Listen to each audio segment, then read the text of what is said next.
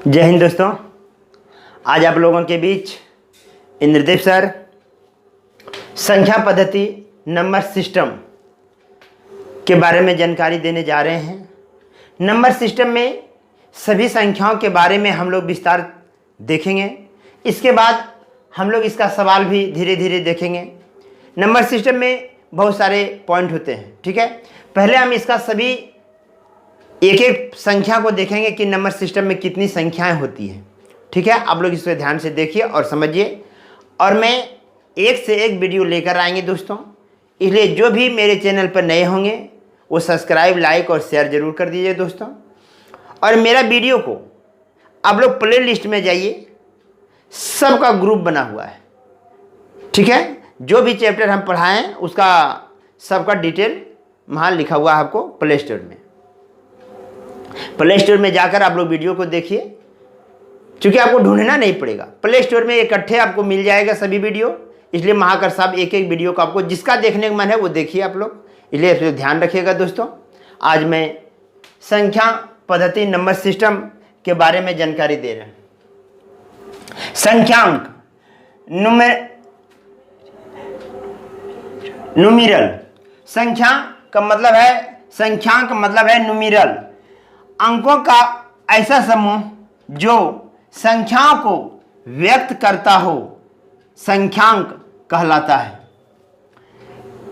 ठीक है। संख्यांक किसे कहते हैं? संख्यांक मतलब न्यूमेरल, ठीक है। अंकों के ऐसा समूह। हम लोगों के पास गणित जो पढ़ते हैं तो हम लोगों के पास कुल 10 अंक होते हैं दोस्तों। थोड़ा ध्यान दे देखिएगा।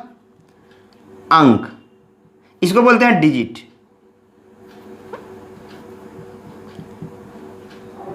डिजिट अंक हमारे पास 0, 1, 2, 3, 4, 5, 6, 7, 8, 9, ये टोटल 10 अंक है दोस्तों। इस 10 अंकों के मेल से, इस 10 अंकों के मेल से ऐसा समूह बनता है। ऐसा कुछ मतलब ये सभी 10 का नहीं, 2 के, 4 के, 5 के लेकर एक ऐसा समूह बनता है जो संख्या को निर्माण करता है। उसी को कहा जाता है संख्यांक।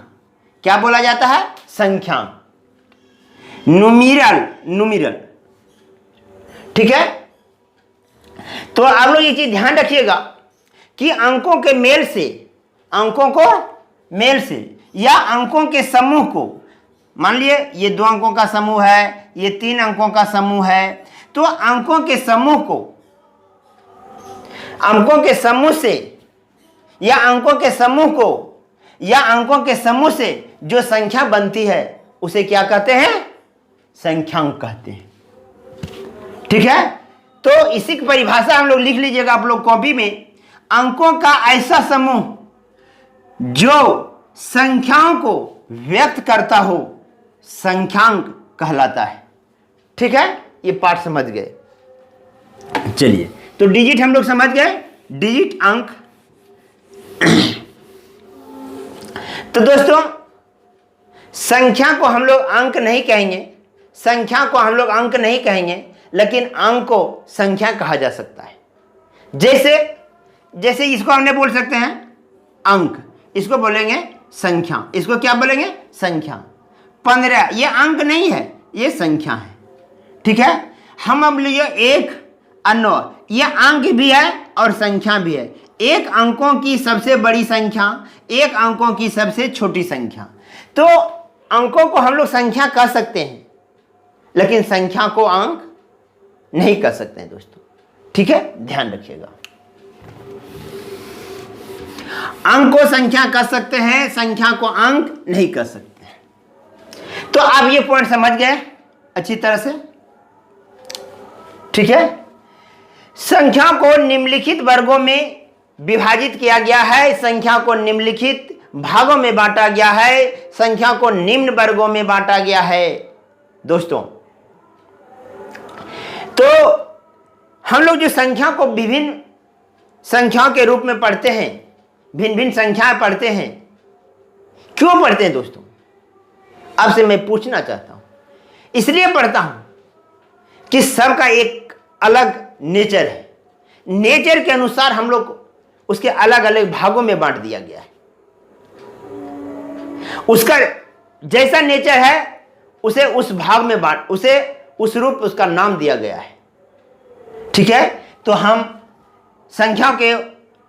संख्या को निम्नलिखित वर्गों में बांटा गया है दोस्तों, इसे आप लोग ध्यान रखिएगा। संख्याओं को निम्नलिखित वर्गों में विभाजित किया गया है, बांटा गया है।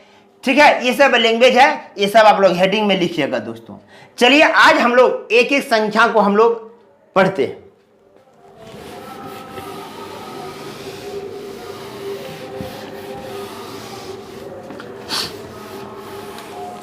पहला आता है, पहला संख्या नोट में लिखेंगे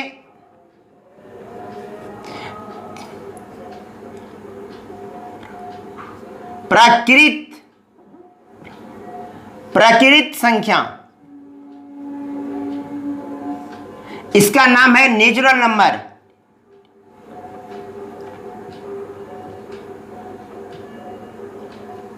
क्या है?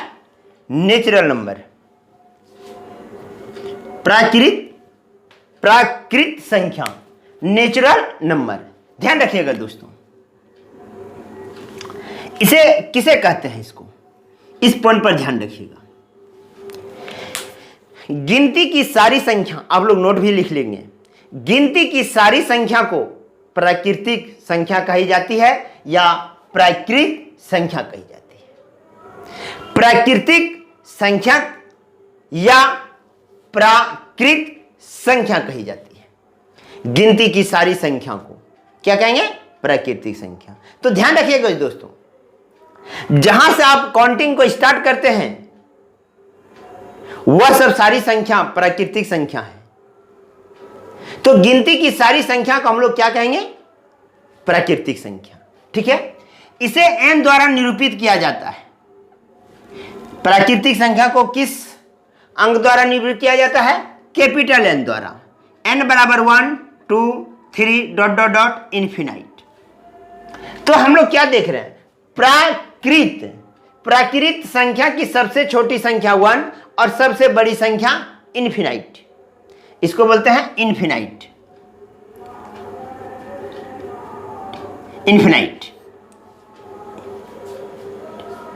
तो ध्यान रखिएगा, प्राकृतिक संख्या किसे कहते हैं? गिनती की सारी संख्या को प्राकृतिक संख्या कहा जाता है। ठीक है, इसे n द्वारा सूचित किया जाता है, अतः n बराबर e होता है। सबसे छोटी प्राकृतिक संख्या 1 और सबसे बड़ी प्राकृतिक संख्या इन्फिनाइट। अब आते हैं दूसरा पॉइंट, पूर्ण संख्या। पूर्ण संख्या, होल नंबर। ध्यान रखिएगा दोस्तों, होल नंबर। पूर्ण संख्या किसे कहते हैं? प्राकृतिक संख्या के सारे सदस्य, ध्यान रखिएगा दोस्तों, प्राकृतिक संख्या की सारे सदस्य में 0 को सम्मिलित कर दिया जाए तो जो परिवार बनेगा, जो संख्या बनेगा, उसे हम लोग क्या कहेंगे? पूर्ण संख्या कहेंगे। क्या कहेंगे? पूर्ण संख्या, होल नंबर कहेंगे। फिर से ध्यान से, गिनती की सारी संख्या में 0 को शामिल कर दिया जाए, 0 को शामिल कर दिया जाए तो वह जो बनेगी संख्या वो पूर्ण संख्या बन जाएगी दोस्तों। तो इसे W द्वारा सूचित किया जाता है। किसके द्वारा? W द्वारा। तो हम लोग लिखेंगे 0 1 2 3 4 ... इन्फिनाइट। क्या लिखेंगे? इन्फिनाइट।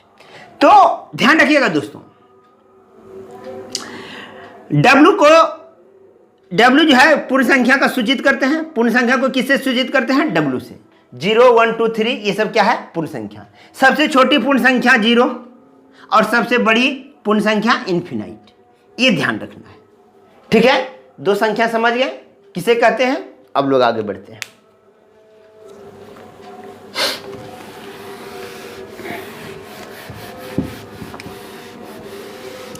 तीसरा संख्या,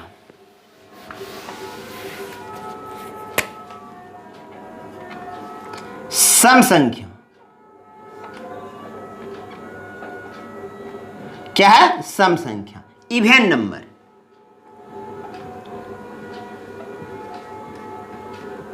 इवन नंबर, इसकी दो परिभाषा आप लोगों को बता रहे हैं, थोड़ा ध्यान रखिएगा। सम संख्या किसे कहते हैं?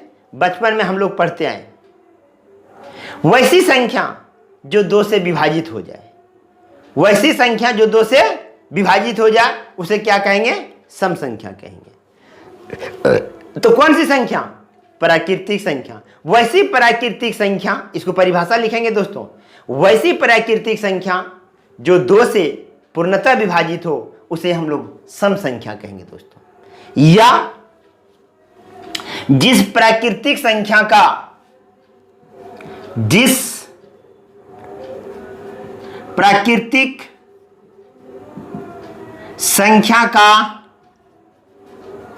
इकाई अंक 2, 0 या 2, 4, 6, 8 में से कोई एक हो, में से कोई एक हो।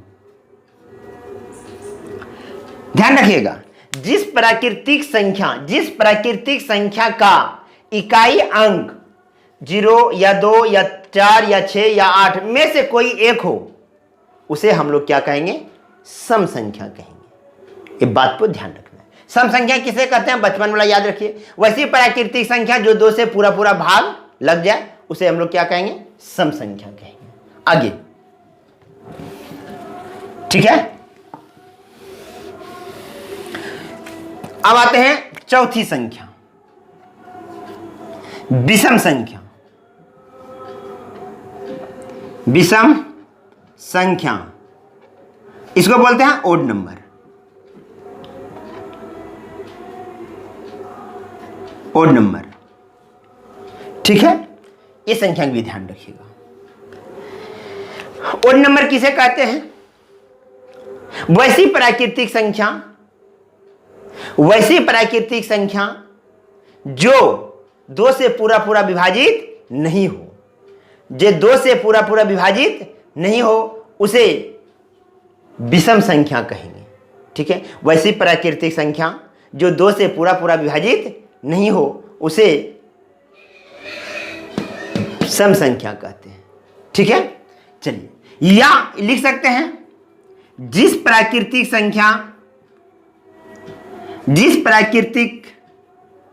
संख्या के इकाई अंक 1, 3, 5, 7, 9 में से कोई एक हो, ठीक है। तो विषम संख्या किसे कहते हैं?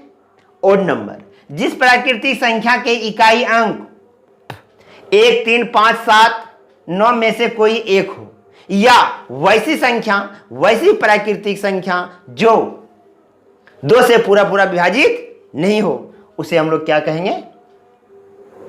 विषम संख्या कहेंगे। क्लियर दोस्तों? आगे आज सब संख्या के बारे में जानकारी मिलेगी। 5वां संख्या, परिमेय संख्या।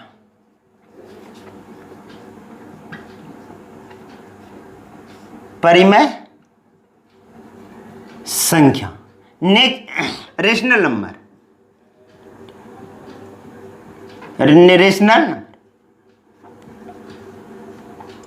रेशनल नंबर, ध्यान रखिएगा दोस्तों। परिमेय संख्या, रेशनल नंबर, वैसी संख्या जो p/q के रूप में हो। ध्यान रखिएगा, वैसी संख्या जो p/q के रूप में हो। वैसी संख्या जो p/q के रूप में हो। q does not zero, q does not zero. इस बात को थोड़ा समझिए। परिमेय संख्या को, परिमेय संख्या किसे कहते हैं? ध्यान रखिएगा दोस्तों। परिमेय संख्या रेशनल नंबर, परिमेय संख्या रेशनल नंबर। वैसी संख्या जो p/q के रूप में हो उसे परिमेय संख्या कहेंगे। या ध्यान रखिएगा दोस्तों,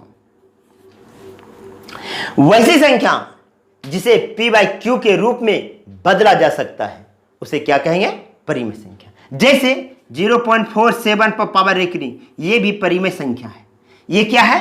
परिमेय संख्या है। जैसे 1.21 पर पावर रेकरिंग, ये भी मेरा परिमेय संख्या है। तो परिमेय संख्या की आप 2-3 तरह से समझ सकते हैं। वैसी संख्या जो p बाई क्यू के रूप में हो उसे परिमेय संख्या कहेंगे। वैसी संख्या जो p बाई क्यू के रूप में बदला जा सकता है उसे परिमेय संख्या कहेंगे। वैसी संख्या जिसका वर्गमूल पूर्णतः निकलता हो उसे हम लोग क्या कहेंगे? परिमेय संख्या कहेंगे। ध्यान रखिएगा दोस्तों, परिभाषा को बढ़िया से।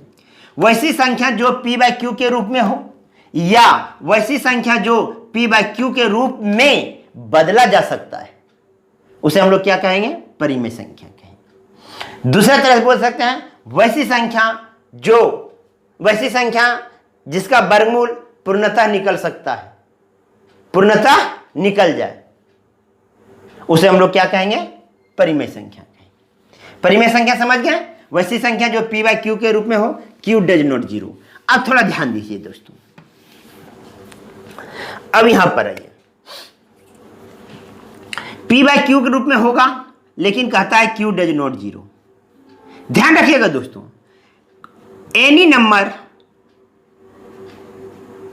डिविजिबल बाय जीरो, इसका मान होता है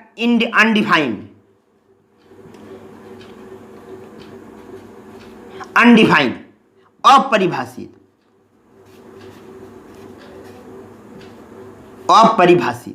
ठीक है। तो ये जो है, कोई भी संख्या में 0 से भाग दीजिएगा तो वो क्या बन जाएगा? अनडिफाइंड। ठीक है, क्या बन जाएगा? अनडिफाइंड बन जाएगा, अपरिभाषित। क्या हो जाएगा? जिसको हम परिभाषित नहीं कर पाएंगे, इसलिए यहां पर q बराबर डज नॉट जीरो लिखा जाता है दोस्तों। इस पॉइंट पर ही ध्यान रखिएगा। चलिए, तो याद रखिएगा 22/7 यह परिमेय संख्या है, √4 परिमेय संख्या है, 3/7 परिमेय संख्या है। याद रखिएगा 0.31 रेकरिंग परिमेय संख्या है, 1/72 रेकरिंग ये भी परिमेय संख्या है। ये सब सारा क्या है? परिमेय संख्या है। ठीक है, आगे बढ़ते हैं।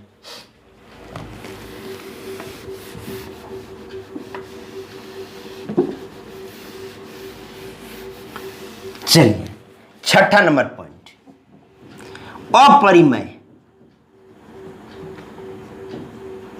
अपरिमेय संख्या। ठीक है, इरेशनल नंबर,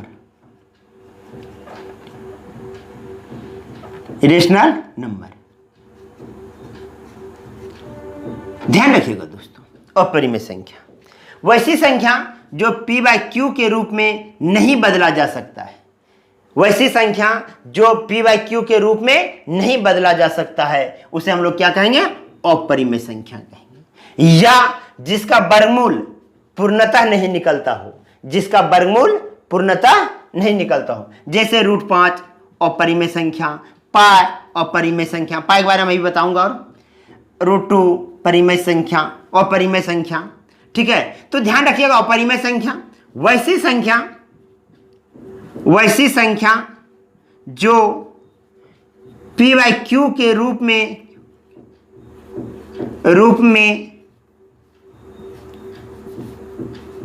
नहीं बदला जा सकता है,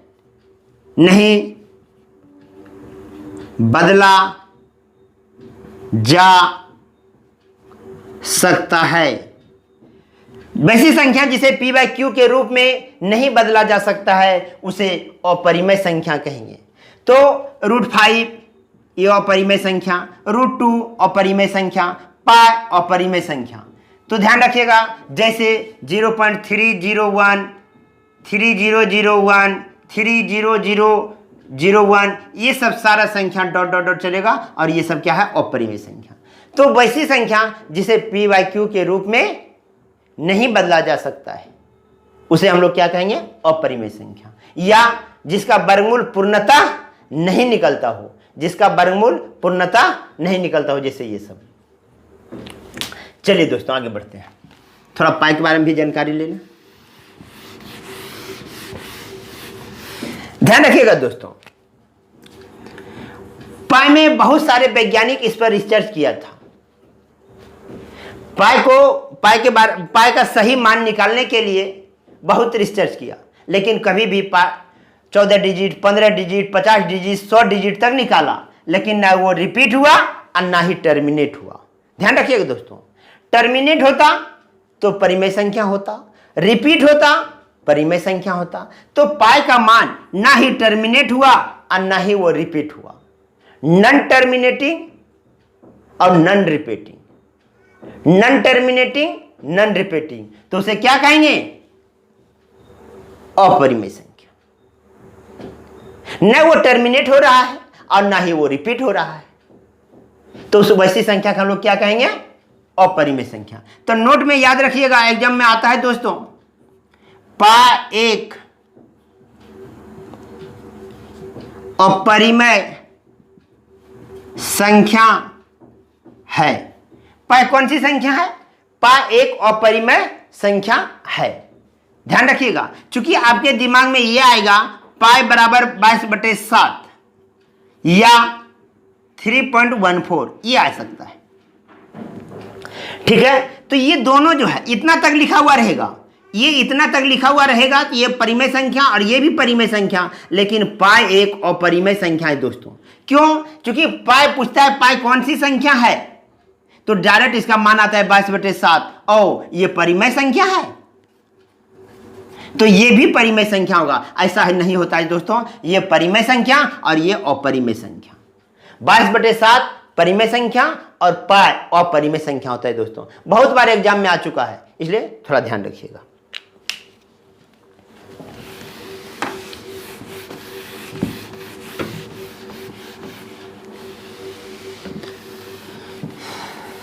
सात नंबर,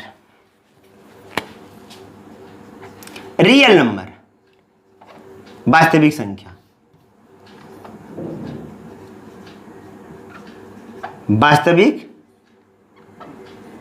संख्या, ठीक है, वास्तविक संख्या। इंग्लिश नाम होता है real number, REAL, real number. ध्यान रखिएगा दोस्तों, वास्तविक संख्या किसे कहते हैं? परिमेय और अपरिमेय, परिमेय और अपरिमेय, परिमेय का सारा सदस्य और अपरिमेय के सारे सदस्य को सम्मिलित कर दिया जाए। परिमेय और अपरिमेय, परिमेय संख्या और अपरिमेय संख्या के सारे सदस्य को सम्मिलित कर दिया जाए, तो उस जितने भी सम्मिलित में आए हुए हैं वो सभी संख्याओं को हम लोग क्या कहेंगे? वास्तविक संख्या। तो परिमेय तथा अपरिमेय के मिश्रण को वास्तविक संख्या कहा जाता है। परिमेय तथा अपरिमेय संख्याओं को मिश्रण को क्या बोले जाएंगे? वास्तविक संख्या। परिमेय और अपरिमेय संख्याओं के मिश्रण को क्या बोला जाएगा? परिमेय तथा अपरिमेय संख्याओं के मिश्रण को क्या बोला जाएगा? वास्तविक संख्या। क्या बोला जाएगा? वास्तविक संख्या।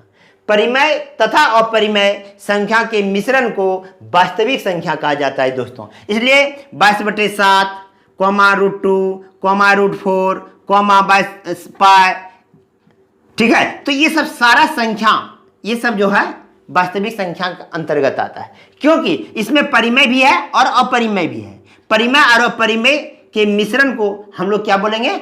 वास्तविक संख्या कहेंगे। ठीक है, आगे बढ़ते हैं।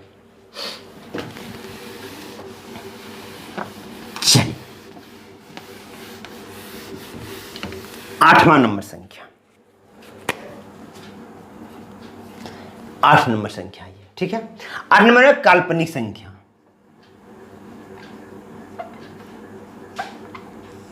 क्या है? काल्पनिक संख्या। संख्या इमेजिनरी नंबर, इमेजिनरी नंबर। ध्यान रखिएगा दोस्तों, काल्पनिक संख्या।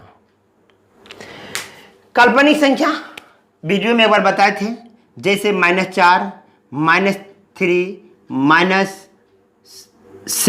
ये सब सारे संख्या का हम लोग क्या कहेंगे? काल्पनिक संख्या। तो ध्यान रखिएगा, काल्पनिक संख्या का एक संकेत आता है आई। आई को हम लोग लिख सकते हैं √-1, ये ध्यान रखिएगा।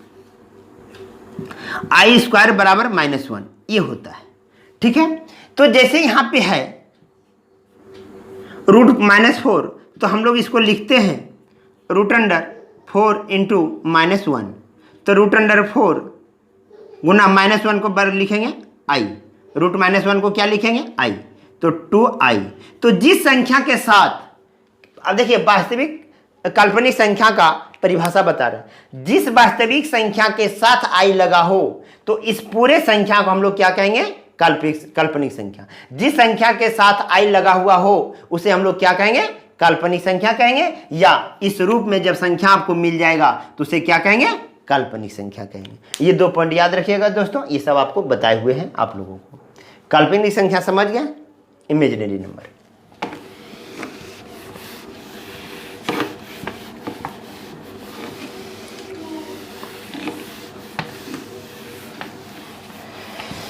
चलिए 9 नंबर संख्या, यौगिक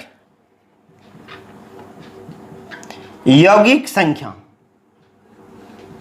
या भाज्य संख्या।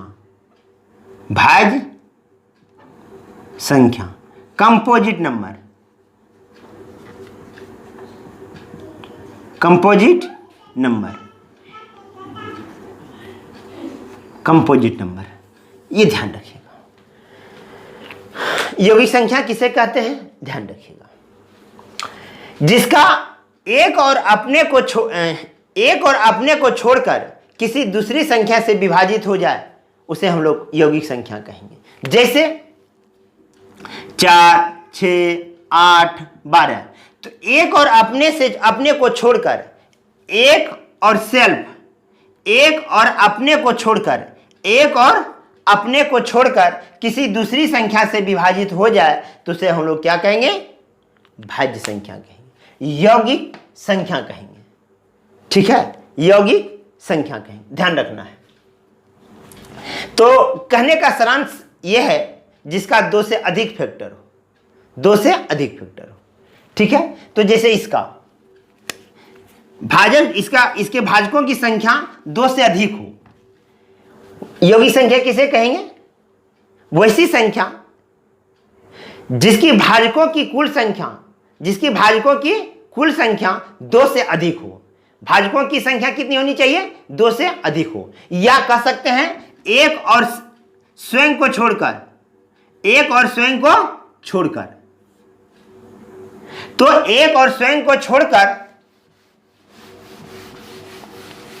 क्या लिखेंगे? सेल्फ, मतलब एक और सेल्फ मतलब स्वयं, एक और सेल्फ को छोड़कर किसी दूसरी संख्या से विभाजित हो जाएगा तो उसको हम लोग क्या कहेंगे? यौगिक संख्या कहेंगे, ठीक है, जिसका 2 से अधिक भाजकों की संख्या हो। समझ गए? चलिए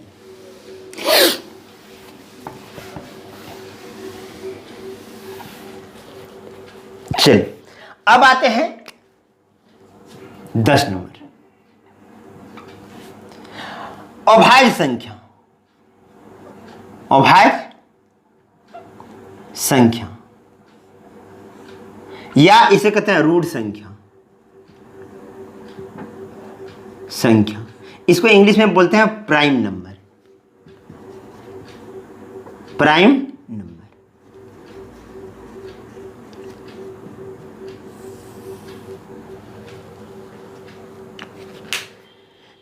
अभाज्य संख्या किसे कहते हैं? ध्यान रखना है, एक से बड़ी क्या होना चाहिए? एक से बड़ी वैसी संख्या जो एक और अपने आप से कटता हो उसे हम लोग अभाज्य संख्या कहते हैं।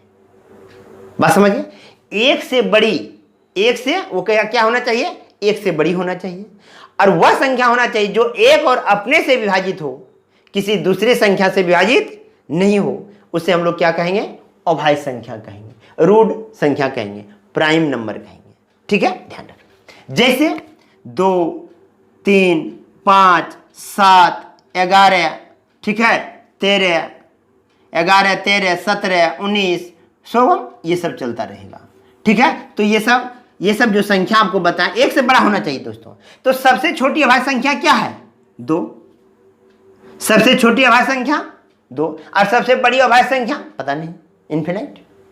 ठीक है, तो अभाज्य संख्या को आप समझ गए। एक से बड़ी वह संख्या जो एक और अपने से विभाजित होता हो, उसे हम लोग क्या कहेंगे? अभाज्य संख्या कहेंगे। ठीक है, आगे बढ़ते हैं। अभाज्य संख्या समझ गया, रूट संख्या। इसको आपको एक बार बताए जाएंगे कि कैसे जांच करते हैं हम लोग। चलिए, 10 नंबर समझ गए। अब 11 नंबर।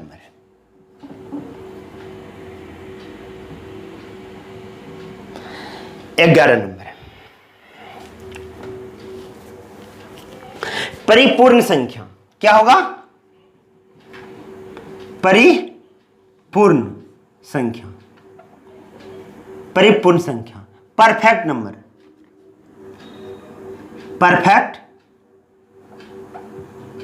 नंबर, ये ध्यान रखिएगा।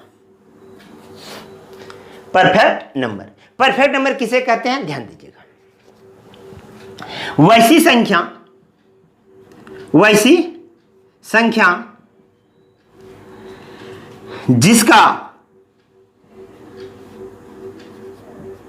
कुल भाजकों का योग संख्या से दुगना होना चाहिए। संख्या से दुगना होना चाहिए, दुगना हो। तो वैसी संख्या जिसका कुल भाजकों का योगफल वह संख्या से क्या होना चाहिए? दुगना होना चाहिए। क्या होना चाहिए दोस्तों? दुगना होना चाहिए। जैसे 6, इसका कुल भाजकों की संख्या 1, 2, 3 और 6, 6, 3, 9, 10, 11, 12। तो ये संख्या मेरा है परिपूर्ण संख्या है। जैसे 28 के कुल भाजकों की संख्या आप लोग देखेंगे। ठीक है, भाजकों की संख्या आप लोग निकालने के लिए हम भी बता दिया, तो इसको आप लिख भी सकते हैं। 1, 2, ठीक है, 4, 7, 1, 2, 3, 4, 7, ठीक है, 14 और 28, 14 और 28। तो देखिए, सबको जोड़िएगा तो ये आ जाएगा 56। तो इनके भाजकों का योग संख्या से दुगना होना चाहिए। देखिए, ये संख्या से दुगना है कि नहीं? ये भी संख्या से दुगना है कि नहीं? इसका योग क्या है? 12। तो संख्या से दुगना है, ये संख्या से दुगना है। तो परिपूर्ण संख्या किसे कहते हैं? वैसी संख्या जिसके कुल भाजकों का योगफल उस संख्या से दुगना होना चाहिए, जो संख्या के बारे में कहा जा रहा है। जैसे 6 एक परिपूर्ण संख्या है। कैसे? कि इसका कुल भाजकों का योगफल जो होता है उससे क्या है? दुगना है। 28, तो याद रखिएगा 1 से 100 तक, 1 से 100 तक 2 ही परिपूर्ण संख्या है दोस्तों। क्या है? 2 ही परिपूर्ण संख्या है। आगे बढ़ते हैं। चलिए, समझ गए परिपूर्ण संख्या किसे कहते हैं?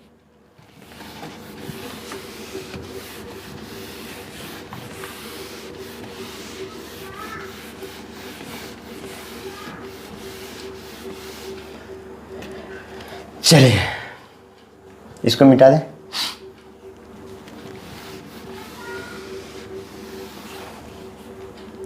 चलिए, अब आते हैं हम लोग पूर्णांक। क्या आते हैं? पूर्णांक। ये क्या नंबर पॉइंट था दोस्तों? पॉइंट लिख लीजिएगा आप लोग, ये आप लोग पॉइंट लिख लीजिएगा, जो भी पॉइंट होगा। ठीक है, कितना नंबर पॉइंट था पता नहीं, मिटा दिया हूं मैं। तो अगला पॉइंट लिख लीजिएगा दोस्तों। तो अब हम लोग ले चलते हैं पूर्णांक। क्या चलते हैं? पूर्णांक,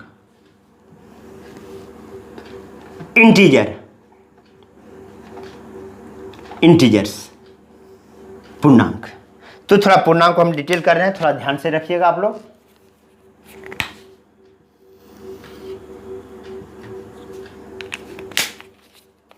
ये 0 है, 1 2 3 4 so dot dot dot plus infinity, -1 -2 -3 -4 so on minus infinity. तो ध्यान देखिएगा दोस्तों, इस पूरे संख्या को, इसको पूरे को कहा जाता है इंटीजर। क्या बोला जाएगा? इंटीजर्स, मतलब पूर्णांक। क्या कहेंगे? पूर्णांक कहेंगे। अब पूर्णांक का दो भाग, पॉजिटिव इंटीजर और नेगेटिव इंटीजर। तो इसको क्या बोलेंगे? Negative integer. ये जो पार्ट है वो नेगेटिव इंटीजर है।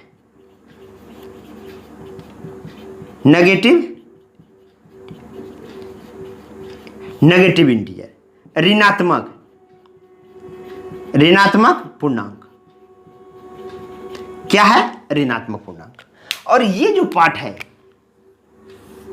ये पार्ट देख रहे हैं, ये है पॉजिटिव इंटीजर। पॉजिटिव धन पूर्णांक, ध्यान रखिएगा।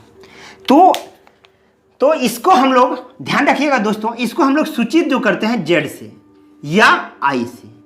तो जब जेड पर पावर माइनस होगा तब ये समझ जाइएगा ये नेगेटिव पूर्णांक है, और जेड पर पावर प्लस होगा तो धन पूर्णांक है। और जब जेड लिखा रहेगा तो समझ जाइएगा ये पूरे डिपार्ट का नाम है। तो हम लोग जेड से इसको निरूपित करते हैं। यदि जेड नहीं मिलता है तो हम लोग किससे निरूपित करेंगे? आई से निरूपित करेंगे। क्लियर? चलिए, तो नोट कर लीजिएगा। ये शायद ये कितना नंबर क्वेश्चन? 13 नंबर पॉइंट होगा, ध्यान रखिएगा। ठीक है, तो ये पूरे पार्ट समझ गए। इसका दो भाग है। जीरो के बारे में थोड़ा जान लीजिए। जीरो ये ना नेगेटिव इंटीजर है और ना ही पॉजिटिव इंटीजर है। Non negative and no positive. ये एक न्यूट्रल संख्या है, लेकिन पूर्णांक है, एक पूर्णांक है। यहां से क्वेश्चन आया था दोस्तों कि जीरो कौन सी संख्या है? जीरो कौन सी संख्या है? तो आपको देखना पड़ेगा। तो ऑप्शन में वहां था, ऑप्शन था नेगेटिव इंटीजर, पॉजिटिव इंटीजर, दोनों, इनमें से कोई नहीं। तो ऑप्शन के अनुसार दोस्तों उसमें हो जाएगा इनमें से कोई नहीं। ना ही negative integer, no negative no positive, ये ना ही नेगेटिव है और ना ही पॉजिटिव है, लेकिन ये पूर्णांक का भाग है। ये एक पूर्णांक है, ये इसका भाग है। इसका 3 सदस्य, एक नेगेटिव, एक पॉजिटिव और एक जीरो, उदासीन, न्यूट्रल। ठीक है, ध्यान रखिएगा। ये पूरा आपका डिपार्ट हो गया किसका? आपका पूर्णांक का।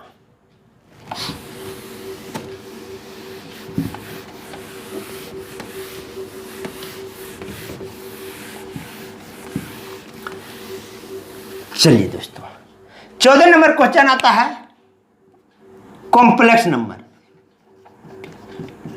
कॉम्प्लेक्स सम्मिश्र संख्या, इसको क्या बोलते हैं? सम्मिश्र संख्या बोलते हैं। ध्यान रखिएगा, कॉम्प्लेक्स नंबर को क्या बोलते हैं? सम्मिश्र संख्या। ये संख्या एक बाद में ध्यान रखिएगा, सम्मिश्र संख्या वास्तविक x प्लस इस तरह के रूप में हो। मतलब कहने का मतलब है वास्तविक प्लस काल्पनिक, वास्तविक तथा काल्पनिक संख्याओं का योग को निरूपित करता है। ये कॉम्प्लेक्स नंबर। कॉम्प्लेक्स नंबर किसको निरूपित करता है? वास्तविक प्लस काल्पनिक के योग को निरूपित करने वाली संख्या को हम लोग क्या कहेंगे? Complex number. सम्मिश्र संख्या क्या बोलेंगे? सम्मिश्र संख्या बोलेंगे दोस्तों। ठीक है,